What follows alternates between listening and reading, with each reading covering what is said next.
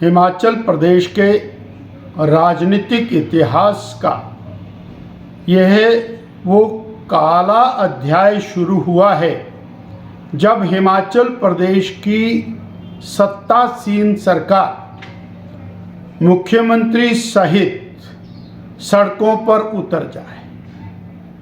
जनता ने जिनको सरकार चलाने का दायित्व दिया, जिनको जनता की समस्याएं सुलझाने का दायित्व दिया, वो चलती हुई विधानसभा को छोड़कर मुख्यमंत्री, उप मुख्यमंत्री, मंत्रीगण और सत्ता पक्ष के विधायक तख्तियां लेके सड़कों पर उतर जाएं और विधानसभा को खुला छोड़ दें।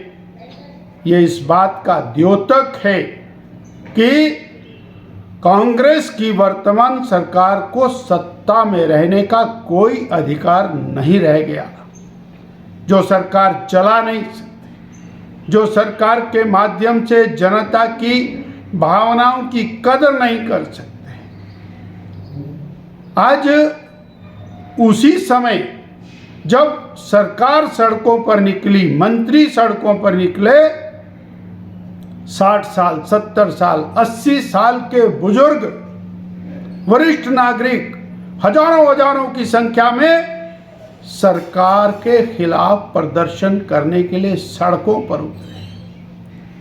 क्या विकट स्थिति है।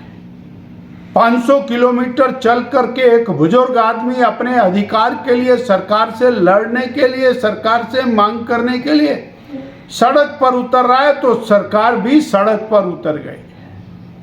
अब किससे मांगेंगे जो खुद ही मांगने वाला है। इसलिए सत्ता में रहने का अधिकार खो चुके। 2022 में झूठ के आधार पर, झूठी गारंटियों के आधार पर, फरेब के आधार के ऊपर सत्ता में आई हुई कांग्रेस 40,000 करोड़ रुपए से ज्यादा का कर्ज लेने के बाद अपने लिए हर प्रकार की व्यवस्थाएं जुटाने के बाद जनता के लिए उनका खजाना खाली है, जन समस्याओं के समाधान के लिए खजाना खाली है, आपदा राहत के लिए खजाना खाली है। ऐसी सरकार को सत्ता में रहने का अधिकार नहीं है। और वो कांग्रेस पार्टी जो देश के विभाजन के लिए जिम्मेवार है, भारत माता के अंग भंग के लिए जिम्मेवार है, जिसके कारण करोड़ों देशवासी बेघर हुए, लाखों देशवासी सड़कों पर आ गए और दशकों तक कैंपों में रहने को मजबूर हुए। हजारों देशवासी कत्लेआम का शिकार हुए। वो कांग्रेस पार्टी, वो राष्ट्रीय स्वयंसेवक संघ जैसे राष्ट्रीय संगठन को गाली देने पर उतरी है। वो कांग्रेस पार्टी जो कश्मीर की समस्या का जनक है, जिसके कारण देश में आतंकवाद फैला, माओवाद फैला। वो कांग्रेस पार्टी जिसने चीन को 40,000 वर्ग किलोमीटर जमीन कब्जे में दे दी।